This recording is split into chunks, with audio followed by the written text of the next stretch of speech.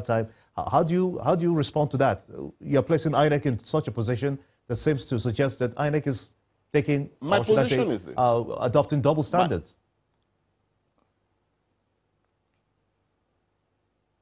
Yes, yes, there are double standards. There's no doubt. There are double standards. Because whatever the reason for the cancellation, there were cancellations in Kogi and in Osun. If we're applying our laws and the provisions of the Electoral Act and the provisions of INEC's guidelines, the results should be the same.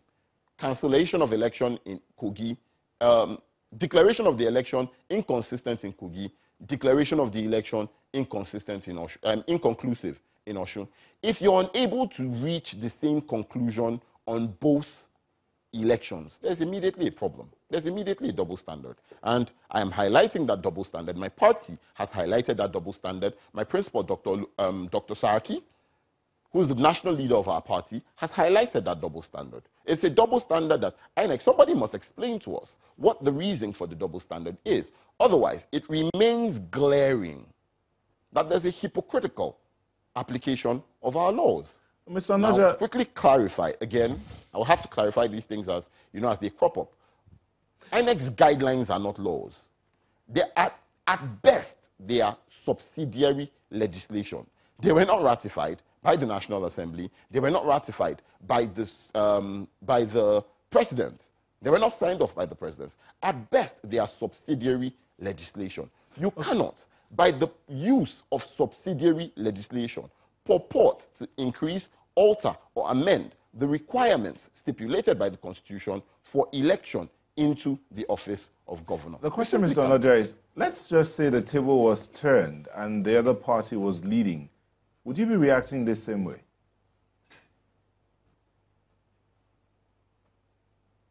My reactions would be exactly the same. My reactions would be exactly the same. I would think that having advocated on national television several times, including in your studios, for the application of the rule of law as is, my reactions will exactly be the same. My credibility is at stake, and as a young man growing up in public life, I would like for that credibility to remain over the course of my years. So my reactions would have been exactly the same. Respect the laws as they are. As a lawyer, first and foremost, my obligation, my duty is to the temple of justice, first and foremost as a lawyer, before anything else. And it is as a member of that temple of justice that I'm making the statements that I'm making now. Okay. My reactions would have been exactly the same. All right, Mr. Fasure, what do you think should be what do you expect to be happening now? Our focus now is winning the rerun election. In Kogi, APC was comfortably leading when those votes were cancelled. There was no protest.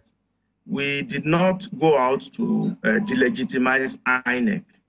We waited patiently. We let the process to conclude. And then we won. We were declared winner.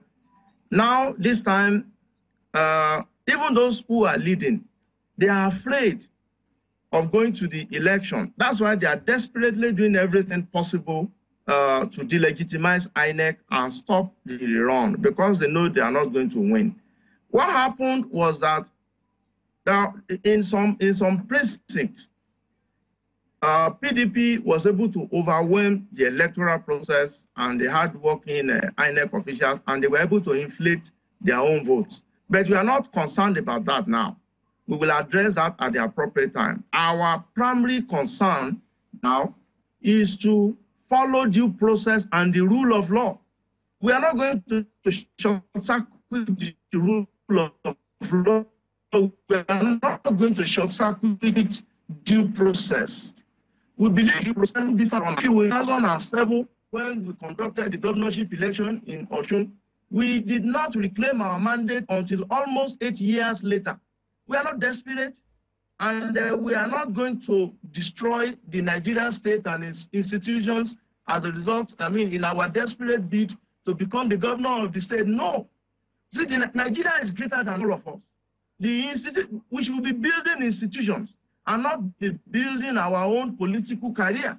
We cannot, because of one man's political ambition, destroy the Nigerian nation. Yes, we understand that, Mr. Fasure, but also of very important notification is that we should stick to the issues. And one is that Mr. Onoja just said that INEC is being subjective, and that INEC is working in the interest of the APC to try to see that these elections swings the way of the APC, and hence has postponed these elections and declared a rerun.